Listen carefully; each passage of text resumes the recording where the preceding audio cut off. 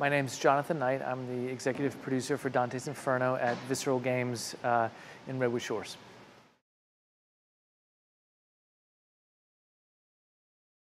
Dante's Inferno is an epic action-adventure game. It's loosely based on part one of the Divine Comedy, which is an epic Italian medieval poem about a guy's journey through the 9 circles of hell.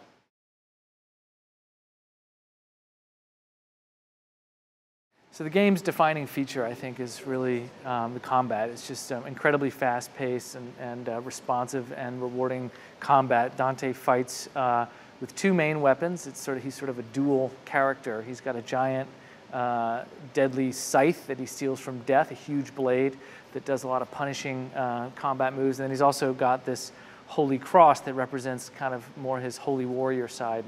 And it's really that duality, the unholy warrior, the badass, the brutal warrior, and then the holy warrior. And as a player, you sort of start to choose throughout the game if you're going to do more holy moves and absolutions. You can absolve your enemies, absolve the demons, or if you're going to use the scythe in a more punishing fashion and just be kind of a brutal, deadly guy. And that feeds into the upgrades, the magics, which are themed holy and unholy, the relics, and the whole system really is about leveling up either one side or the other, or both. And it's that duality of moral choice that I think defines the gameplay for Dante's Inferno.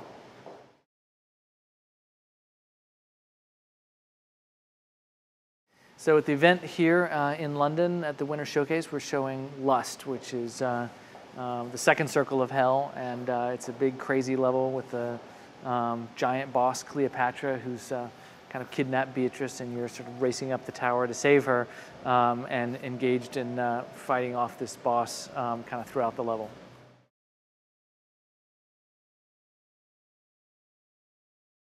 Well, I think the most challenging thing about making Dante's Inferno is that we adapted this revered classic poem for a video game, and in doing so, we definitely had to sort of write a new story that sits on top of the poem.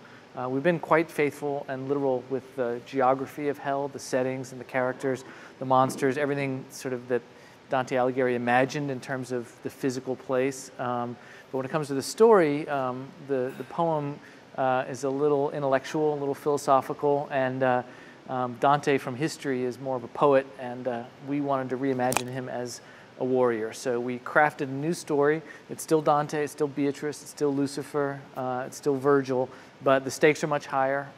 Beatrice has to be rescued from hell. She's been kidnapped.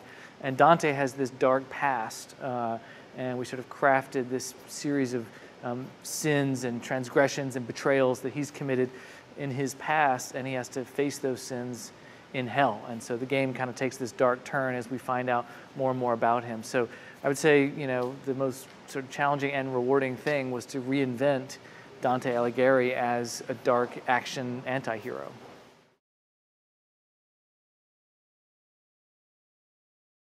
Well, the team at Visceral Games making Dante's Inferno is amazingly passionate.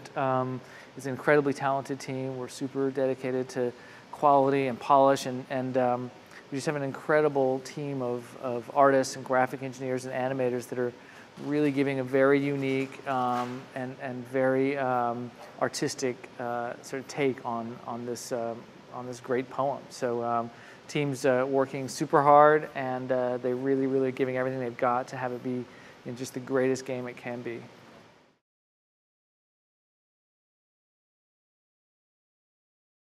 So in terms of the art style, I mean, we've been influenced by pretty much everything that's been done on hell for the last 700 years since the poem was written.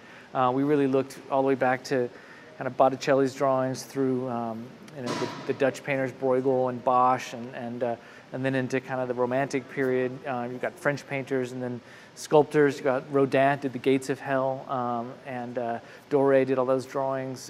There's just tons of artists that have basically treated the Inferno, and all the way up to the 20th century.